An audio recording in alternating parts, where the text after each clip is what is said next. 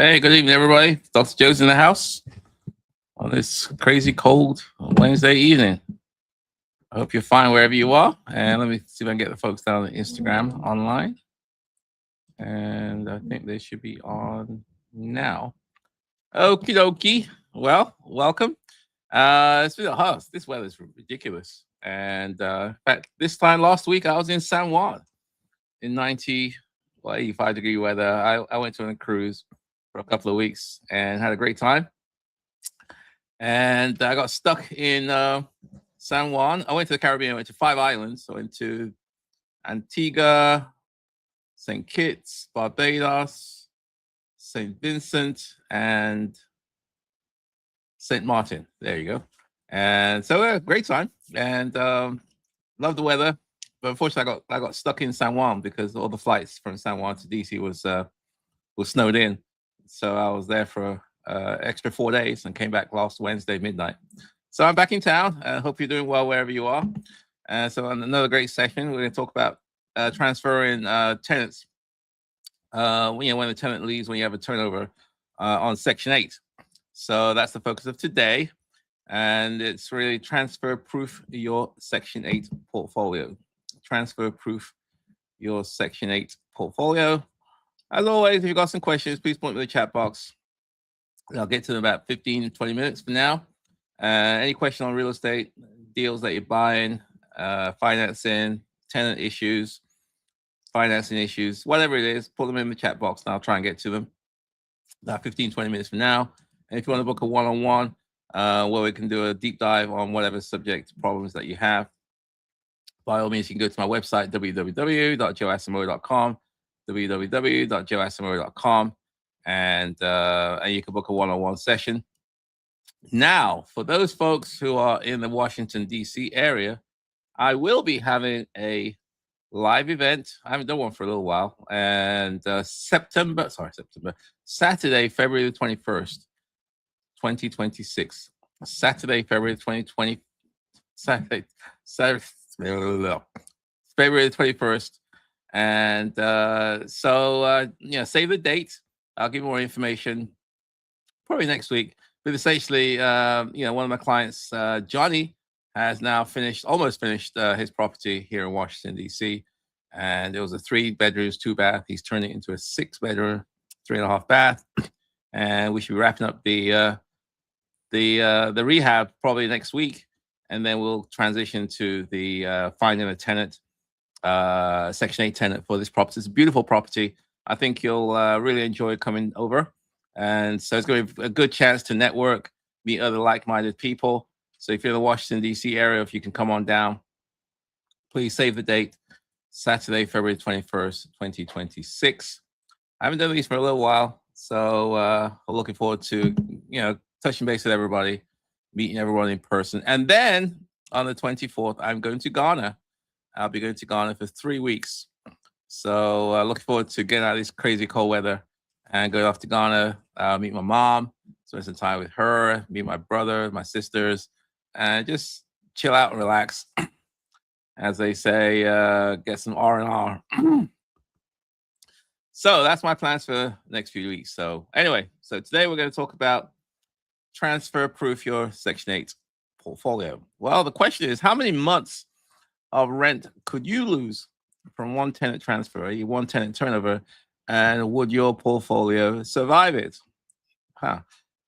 Essentially, tenant turnovers are very, very expensive, as I've said before, but most residential real estate investors underestimate the financial and operational impact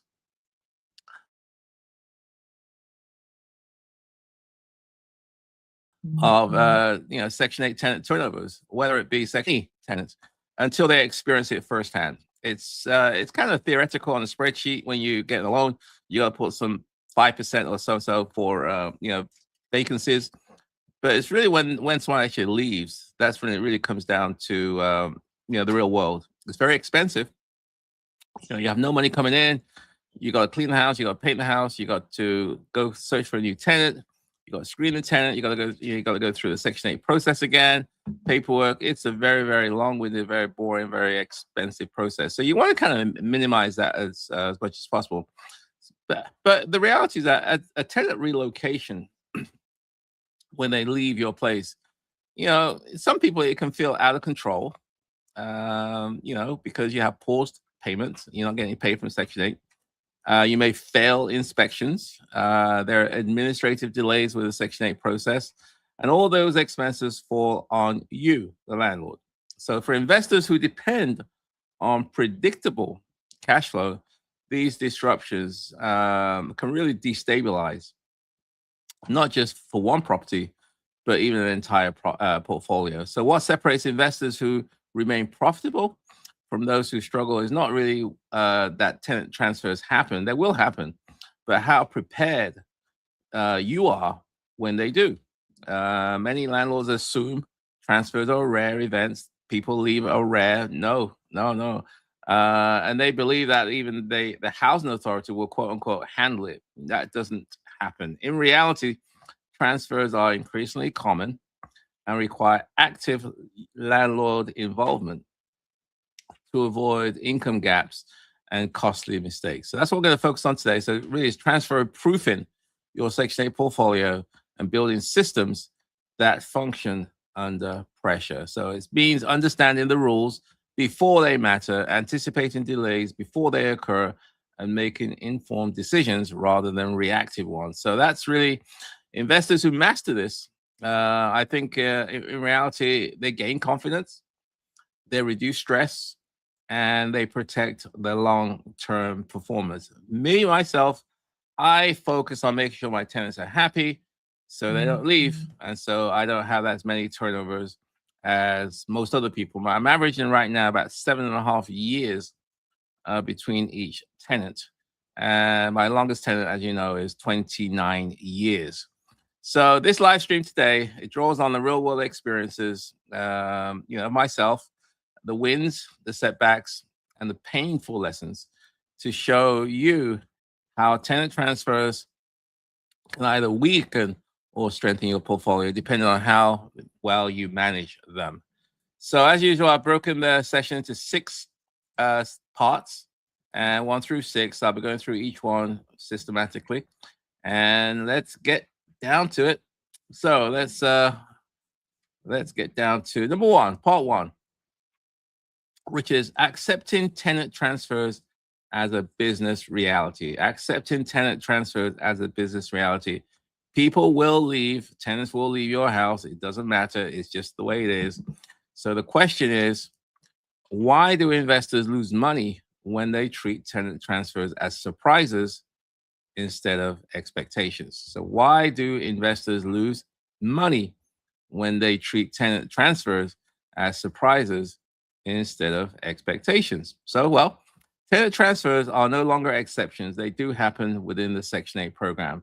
They are structural realities. It is what it is. Families grow, household needs changes, safety concerns arise, and employment opportunities shift. So your tenant will leave for various reasons. Family size. They may have either an increase or a decrease in the family size, which will affect their voucher size. The household needs change. They may get tired of the location, tired of the landlord, tired of the neighborhood, and they want to change. Maybe the neighborhood's gone downhill, and there's safety issues that they now have to deal with. And also, people do get transferred because of employment. So housing authorities increasingly do approve transfers when tenants meet program criteria, regardless of what you think and landlord preferences. There's really not a whole lot you can do if a tenant says, I want to leave. You can't force them to stay. You can't force them to pay you if they're not going to be there. So unless you're under a lease. So it's a reality. So investors who cling to outdated assumptions about long-term tenants, not moving, often find themselves unprepared. So many unsuccessful investors mentally categorize transfers as quote unquote bad luck rather than part of the business model. These things happen. It's not your luck. It's not bad luck. It's just the way it is. So this mindset leads to emotional reactions. Oh no, the sky is falling. Rush decisions. I need to get somebody in here before my next mortgage payment, and missed steps. They rush and they may get somebody in there just to get a body in the house, and they end up getting the wrong person, and now their problems continue. So when a tenant announces a move, panic replaces planning. Mistakes compound quickly. So the cost is usually measured in quote unquote delayed rent and unnecessary frustration. However, successful investors, hopefully like you and I, we approach transfers slightly different. We assume and we expect that people will leave, and we plan for it financially, and we treat it as an operational process rather than a disruption. So this acceptance allows us and you, hopefully, to respond calmly, follow established procedures, and protect incomes even during transition periods. So transfers don't destabilize portfolios with successful landlords. Lack of preparation does. Again, transfers don't destabilize your portfolio. It's the lack of preparation that can. So investors who normalize tenant movement build resilience into their business and reduce the shocks when the changes occur. Okay. So that's number one, which is accepting tenant transfers as a business reality. Now let's go to number two, which is understanding cash flow risks during transfers. Understanding cash flow risks during transfers. I suppose the question is, why does rent stop flowing during transfers? And how do prepared investors stay solvent anyway? Why does rent stop flowing? I think that's pretty obvious, because no one's there. And how do you prepare, to remain solvent during that period of time? Well, the most painful lesson investors learn during the tenant transfer is how quickly cash flow can pause. Many landlords assume that the subsidy payments will continue uninterrupted, only to discover that payment stops until inspections, approvals, and documentations are complete. There's a whole process for Section 8. Just because you found somebody doesn't mean they're going to move in the next day. There's a whole set of things, documentation, paperwork you got to submit to the housing authority. They have to do inspections. They have to make sure everything's okay, make sure that you are, in fact, the owner of the property. They have your tax information. They have your bank account. There's a whole bunch of stuff that you have to provide them before you get paid. So these pauses are procedural, not personal. It's just the way it is. But they can still be very devastating, especially if you're not used to some these kind of things. So unprepared investors often lack clarity around payment sequencing. They don't know when rent stops, what triggers resumptions, and how long delays typically last. So without reserves or contingency plans, even short interruptions create financial strains and force landlords into quote unquote reactive decisions. Yeah. It's pretty painful when you don't have any money. You got someone in your house, you still wait for the paperwork, the bureaucracy of the housing authority to kind of complete. So seasoned investors, hopefully like you and I, anticipate cash flow disruptions. We know this is just how it works, and we plan accordingly. We maintain reserves, have some money sitting aside specifically for transfer periods, and understand that stability comes from preparation and not just quote unquote hope or crossing your fingers and hope for the best. Instead of scrambling, we execute a known process and absorb the temporary gap without jeopardizing the entire portfolio. So cash flow resilience is not just about avoiding interruptions, it's about surviving them without stress or long-term damage. We're more resilient, we can survive these disruptions in income, in cash flow. That's number two. So number two again is understanding cash flow risks during transfers. Let's go to number three, which is mastering transfer paperwork and documentation. If you're dealing with Section 8, there's paperwork and there's documentation, and you have to master those things in order to get paid. So the question is, how does one missing document delay rents for weeks? It can, sure does. Paperwork is the silent deal breaker in most failed transfers. Housing authorities require precise documentation submitted in the correct format and in the correct order. Missing or incomplete paperwork can stall the entire process without warning. I double check, triple check, quadruple check all my paperwork before I submit to make sure everything is there, make sure there's nothing missing, and I'm hoping they don't kick it back because there's something not there. So many investors underestimate how unforgiving this step can be. Yes, it can be. If you miss something, a little document, they can kick it back to you and you can go back to square one again. So struggling landlords rely on verbal guidance, outdated forms, or incomplete checklists. They submit documents late or incorrectly. They don't really, make sure everything's there and assume that the issue will be flagged or resolved quickly. No, in reality, errors often go unnoticed until the landlord follows up. They're not going to follow up with you. You'll probably, after 2 or 3 weeks, nothing happening, you may say, "What's going on?" and contact the housing authority, and then they'll tell you, "Well, you forgot this or you're missing that," and so you could have lost some weeks there. And as a result of that, your rent is also going to be late. Okay. So they use, successful investors like you and I, hopefully, we systemize the documentation. We use standardized checklists. We keep digital templates and we verify submission receipts. We transfer, our transfers anyway, move faster because the paperwork is complete, professional, and timely. So paperwork discipline is one of the clearest indicators of investor maturity in the Section 8 space. There's a lot of paperwork that you have to provide to the housing authority, and it's in your interest to know what they want and making sure that you have it available so you can send it to them when necessary. Okay, we're kind of halfway through. So again, as usual, if you got any questions, anything to do real estate, put it in the chat box. I'll get to you guys in about 10 minutes, 5-10 minutes. It could be anything to do with financing, tenants, landlording, rehabbing. Doesn't matter. You can leverage on my 35 years worth of experience to them. Likewise, if you want to book a one-on-one, you can always go to my website, www.joeasimo.com, www.joeasimo.com, and you can schedule a one-on-one with me.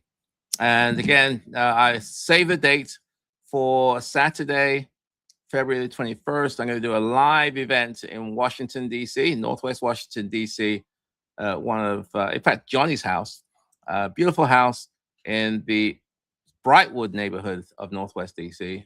He turned this 3-bedroom, 2-bath into a 6-bedroom, 3.5-bath. Beautiful house. The chance for us to network. I haven't met many of you for a little while. Let's get out of the hibernation mode. Let's thaw our way out of this snow and let's connect, network, and meet like-minded people. So again, save the date, Saturday 21st. I'll give you more information next week. Okay, moving right along. So number 4, 4 of 6, inspections as a transfer bottleneck. Inspections as a transfer bottleneck. I suppose the question is, why do inspections derail, yes, transfers, even when properties are well maintained? The inspections is a whole nother subject in itself. And they call it Housing Quality Standard, HQS inspections, which you have to go through if you want to have a tenant move into your property. It's a policy at the HUD level. So inspections are often the longest and can be the most frustrating bottleneck during tenant transfers. Even high quality properties can fail due to minor deficiencies that investors assume are acceptable. I mean, a door not closing properly, a lock that's not locking properly, a window that doesn't just close properly, a handrail that's loose, a plumbing leak. All these things can cause you to fail the inspection.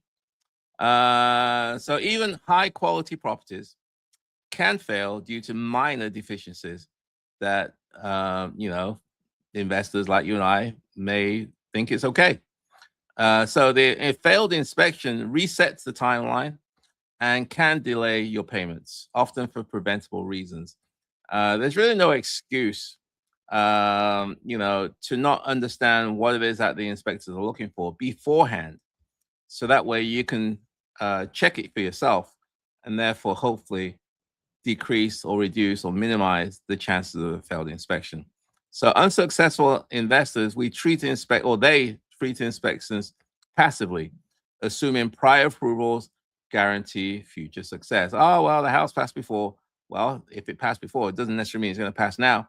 They fail to prepare the properties specifically for transfer inspections, and they underestimate the strictness of enforcement during relocations.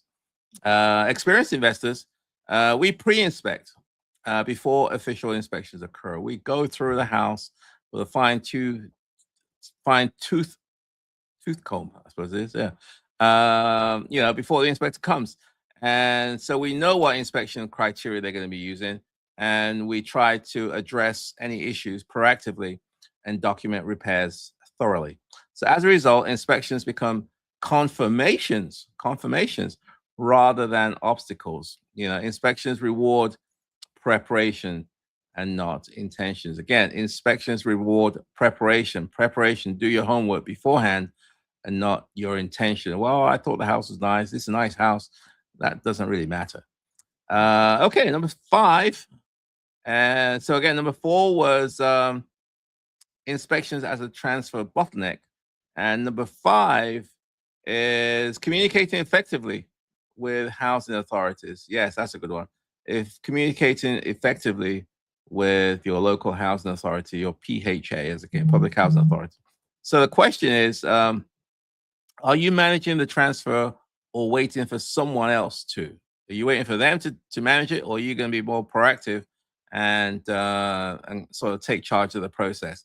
Well, communications breakdowns compound every transfer problem. Housing authorities manage heavy caseloads. They've got hundreds, thousands of other people that they're dealing with, and unclear or inconsistent communication slow progress. Investors who rely on assumptions or informal conversations often wait weeks, for updates that never come. Unsuccessful landlords communicate reactively and consistently. We fought, unsuccessful landlords, they follow sort of emotional, sporadical, verbally, that's how they communicate with a housing authority. Silence is often mistaken as progress, and delays obviously multiply. Just because you haven't heard from them doesn't mean everything's going okay. You need to check in through the process. Successful landlords, on the other hand, we communicate professionally, consistently, and in writing. We track correspondence, follow up periodically, and build rapport with all the caseworkers and all the key stakeholders in the process. So clear communications accelerates action and reduces misunderstandings. Strong communications, turns a bureaucracy into a process. So that's number 5, communicating effectively with housing authorities. And finally, number 6, turning transfers into strategic advantages. I suppose the question is what if tenant transfers could actually improve your portfolio instead of weakening it? So what if tenant transfers can actually improve your portfolio instead of weakening it? So there could be some, upside to people leaving. Well, most investors we view transfers as losses. There's no upside, it's all downside. Experienced investors, on the other hand, we view this or can view this as an opportunity. It creates openings for rent adjustment. You can maybe get a rent increase. Tenant alignment, maybe you got rid of bad tenants and now gives you a chance to get some good tenants. And also it gives you a chance to improve your operational processes when handled strategically. So there are some upsides to these things. Again, it's a chance for you to increase your rents. It's a chance to get better tenants, and it's also to streamline your processes. So investors who focus on optimization. By understanding program transfers and market conditions, landlords can use transfer periods to reassess rent levels improve systems, and strengthen long-term performance. So transfers become stress tests that reveal weaknesses and opportunities in your portfolio. So investors who learn from each experience emerge stronger and more disciplined. So the opportunity favors those who are prepared. And that's pretty much it. So let me just kind of wrap this up in conclusion. Let's have a look. In conclusion, yes. Building a transfer resilient portfolio is the goal. So tenant transfers are not a flaw in the Section 8 program. They can, it can be a feature of today's housing landscape. It's just the way it is. Investors who resist this reality experience recurring frustrations and financial instability. Those who accept it as just the way of doing business and prepare accordingly, we can build portfolios that perform under pressure.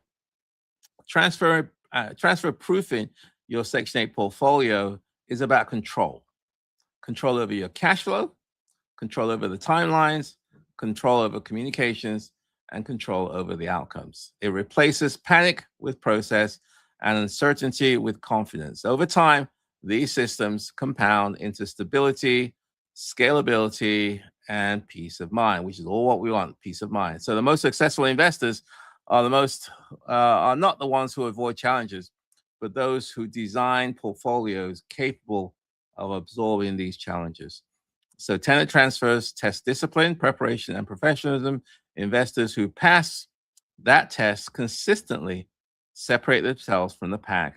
Mastery here is not optional for long-term success. It is foundational. Mastery is not optional. It's foundational. People will move. You will have tenant transfers. So it's not optional. You're going to have to deal with it. And it's important that we master this. So that's it for today in terms of the education part. Hopefully that was helpful. So again, we're going to go to the Q&A. So if you've got some questions, please put them in the chat box. And, and anything to do with real estate. And likewise, if you want to shoot me an email, if you want to communicate with me, you can shoot me an email by shoot me an email at joe@joesmo.com, joe@joesmo.com. And if you want to book a one-on-one with me, just go to my website, www.joesmo.com, www.joesmo.com. And, you could do a one-on-one. So that's it for today's education. Let's get down to some of the questions and see what questions we have here. Let's have a look. Okay. Dow 2. Hey, greetings from Phoenix, Dr. Joe. Hopefully the weather in DC is allowing for movement. Yeah, the weather here is lousy. It's terrible. It's cold. It's not as bad. I mean, for the last couple of days, it's been a little bit better, but it's a lot colder than it was in San Juan, I'll tell you that. So anyway, yeah, that's a whole nother discussion. Well, I wish I was in Phoenix. I'm sure the weather in Phoenix is pretty good now too. So I think it was 33 degrees today here in the DC area. Welcome back, Dow. Welcome. I'm good. Welcome back. I am in New York City. I'm sure this is Manish. Okay, you're in New York City. Okay, I hope you're doing well in New York. And Manish is a good guy. He's the king of short-term rentals, and he's buying up the whole world. One day I'll be like him, huh? Okay. So Dow 2, EDOW. I had a new choice voucher program tenant. Okay, housing choice voucher tenant. Move into another one of my houses on 2/1/26. Okay. This is my third housing choice voucher program. 3 currently active. Okay, cool. Congratulations. So it looks like you're getting 3. You've got 3 properties, and you got 3 Section 8 voucher holders. And the most recent one moved in this month, the 1st of February. Congratulations, EDOW 23005. I don't know what your name is, but if you can give me your name, I'll be more than happy to give more kudos to you. I mean, this is why I like people taking action. People, it's not easy, but they want it to happen. Financial independence is not gained by reading or watching YouTubes. It's gained by taking action. And at the end of the day, that's where we want to do. And hopefully, if you want to come and see somebody taking the action, then come to us, join us on Saturday 21st in Washington, D.C. Okay, so Manish, Saturday, February 2020. Is that I don't know if that's a smiley face or is a sad face. Well, hopefully you can make it. I haven't seen you in a little while. We can catch up, Manish. I want to say a sincere thank you to Dr. Joe for convincing me to get my houses involved in this housing Section 8. Okay, in the housing choice voucher program. Yeah, oh yeah, okay. Well, that's good. I'm happy I was able to help you on that path. I think the Section 8 program is the greatest program I ever created. I mean, it's allowed me to survive 35 years of being a landlord. There's just no way I would have survived if I had market renters. I've gone through 6 or 7 cycles. People lose their jobs. People have their income disrupted. And, in those situations, I may not have got my rent, but at least I get the bulk of the rent from the housing authority. I think it's the greatest program. And those people who are on the fence, you definitely want to consider it. Okay, this is Nesta Can. Hey, Dr. Joe, how was your vacation? Have you ever been to Barbados? That's where I'm from. Yes, we went to, let's have a look. We started off in San Juan, which is in Puerto Rico. Had a good time there. I went to a festival, San Sebastian Festival there. Went to the old town and hanging out there. Then went to St. Kitts, and then went to St. Vincent and the Grenadines, and then went to Antigua, and then went to Barbados. I saw what's that lady's name? Rihanna.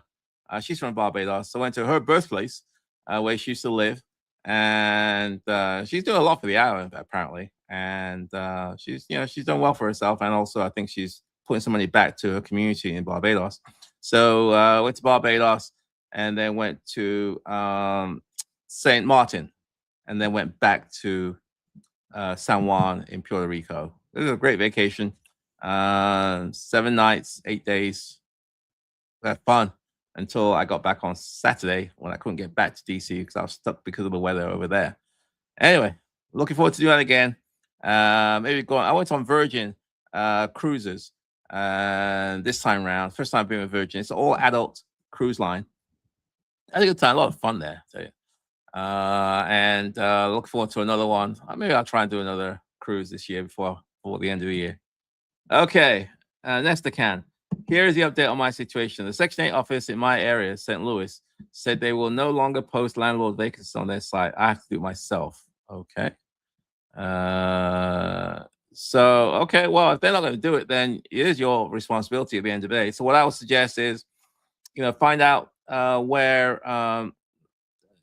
tenants where they're steering tenants to look for properties in your area. Is it it's things like Zillow? Is it I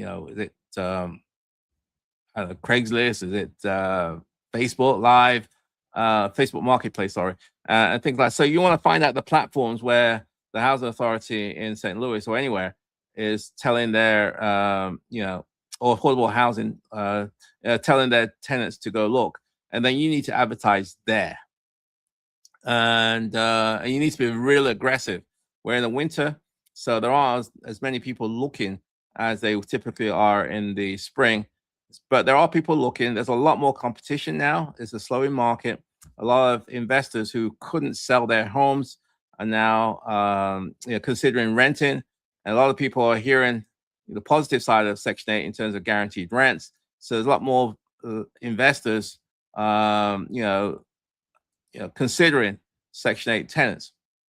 So there's a lot more competition. So the challenge for you, Nesta Can, is to how do you differentiate your property from your competition? Because you do have competition, and you cannot assume that Section 8 tenants will take anything. They will not, at least not the tier 1 tenants that I'm looking for. So you will need an aggressive campaign to find these tenants. And there's lots of things that you can do. I could have a whole session on that. But if you want to spend more time, you can book a one-on-one with me where we can do a deep dive into what I do and how. In fact, I had an Ask Dr. Joe this week with somebody who's having a similar kind of situation here in Washington. They do apartments. I do mainly houses, but they were saying how it's more challenging now to get tenants into apartment buildings. There's a lot of competition. It's not easy, but there's ways. And so book a one-on-one with me, Nesta, if you feel like it, and we can do a deep dive, and I can give you some suggestions on plan of action that you can take. Ho, Charles. Hey, Charles. How you doing, man? I hope Johnny's project is going well. It is. I'll see you there on the 21st. Now for the question. How soon can you start DCHA's re-inspection process within the 2-year cycle? Let's see if you got. What does DCHA look for during this re-inspection? Is it similar to the movie inspection? Okay, got it. So what Charles is saying is that, as part of the program, is that depending on the jurisdiction that you're in, some jurisdictions is every year that they have to come back, housing authority has to come back, the inspectors to come back to make sure that your house meets what they call a housing quality standard, HQS standard. And some jurisdictions is every 2 years. Washington, D.C. is every 2 years. Some places every 1 year. So they typically what will happen is that they'll contact you and say, hey, Mr. Charles, or hey, Mr. Dr. Joe, your property at 123 Main Street is scheduled for an inspection on, I don't know, let's just say April the 1st. They typically give at least a 30-day advance notice. And so now so we're in February. So let's just say April the 1st. So you now know that on April the 1st, there's going to be an inspection at your property. The HQS or the annual inspection is very similar to the move-in inspection. They're going to check the same things for the most part. Check the windows, the plumbing, the electrical, make sure the heating system's working, make sure there's no obvious housing code violation. They check for health and safety type issues. And so they'll do that. What I do is to give a heads up to the tenant beforehand to have them go through the house to make sure the house is okay, and and so on. So what I try to do is to pass the first time round. But if you do fail, they normally give you a list of the repairs that needs to be done, and then they usually give you about 28 to 30 days to fix it, and then they'll come back. Assuming that you fix the problems, then you pass the second time round and you're good for another 2 years, another year. If you failed on the second time round, that's where it gets ugly. They can stop your payments. You enter what we call abatement, where your payments are stopped until you fix the problem. So you absolutely do not want to fail the second inspection. That's when your income stops. And it stops from, the first inspection until you fix it. And you have to now arrange with the housing authority for an inspector to come to your house to check that everything is fixed. If you fail the third time around, I think I've never done that before, but I've heard that that's really bad if you fail again. So I've never done that, so I don't really know, but I know that there's some penalties associated with that. So you'll get a notice from the housing authority saying that there's an inspection scheduled on a certain date. I typically work collaboratively with a tenant to make sure the house passes the inspection. And it's not that bad, really, but they check for the most part the same thing as they did on the initial inspection. So hopefully that helps. Let's say, what does the... Yeah, so I think I answered your question, Charles. Again, if you got some questions, please put them in the chat box and I'll get to them shortly. Let's have a look. Hi, Dr. Joe. Sorry, joined late. What exactly do you mean by transfer?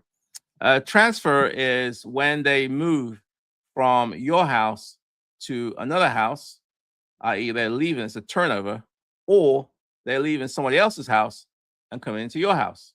So if they are leaving somebody else's and coming to your house, then obviously you have a vacancy and you're trying to fill it and you found a tenant and so on. So it's a tenant turnover.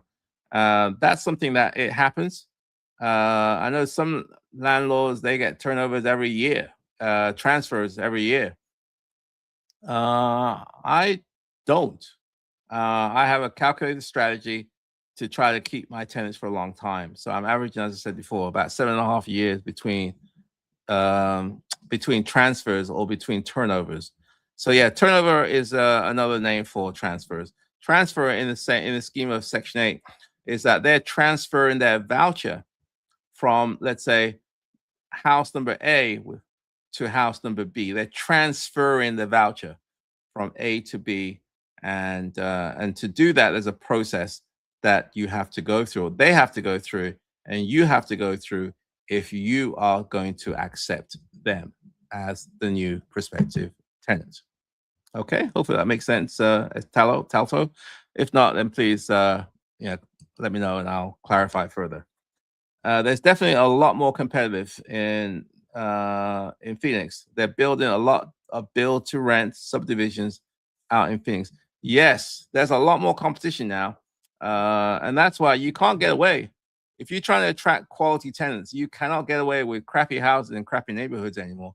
You're not going to attract them because there's a lot more competition, a lot more other people with better houses in better neighborhoods, and you have to understand that the way the Section 8 program works is that their rent, the tenant's rent, is based on their income, and it's based on their income. So, whether they live in Beverly Hills or Shoot 'em Dead neighborhood, their portion is the same, as long as it meets fair market rent values.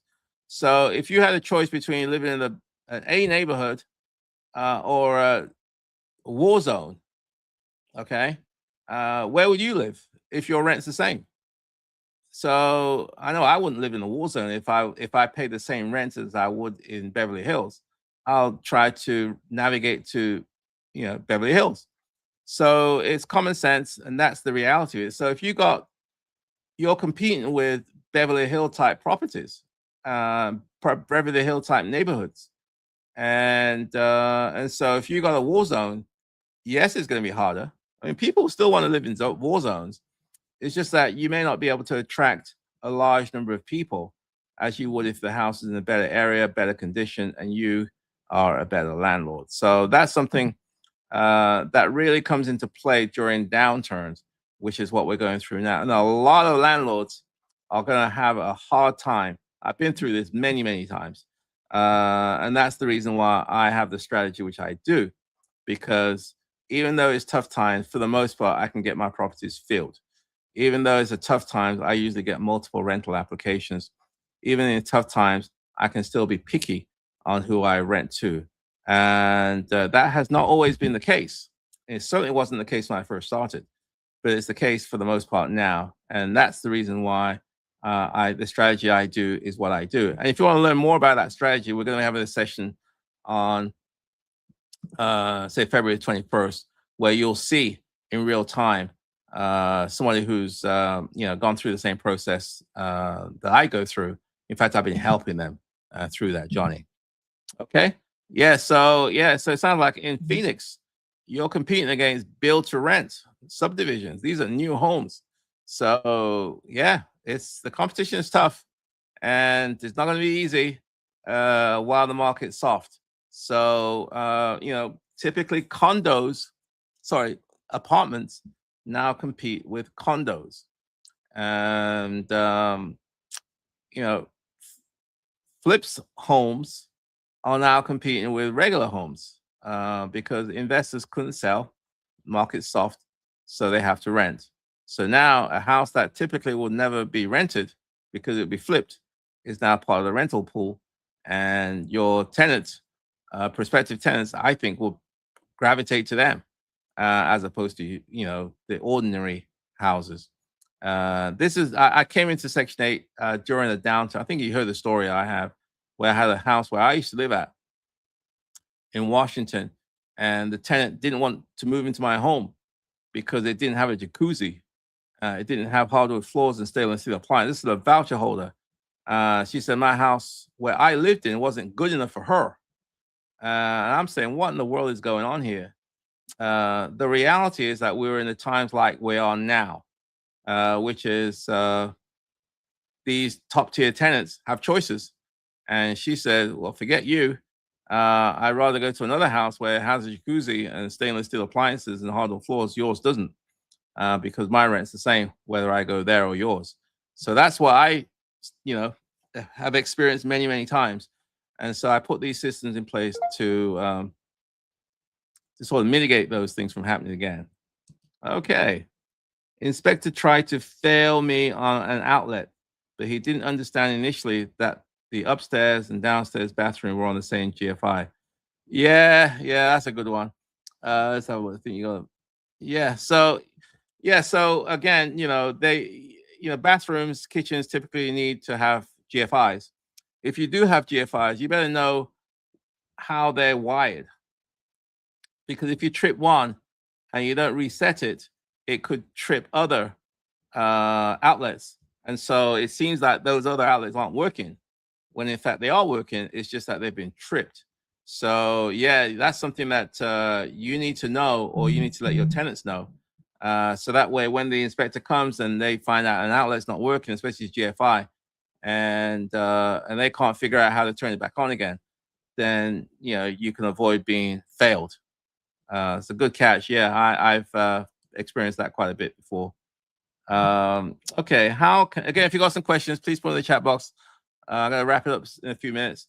How can I buy my first Section 8 property in DC? How much down payment do you need? Trying to have an understanding. Okay, this is from eWorld 407. It's going to depend on the neighborhood, the price point.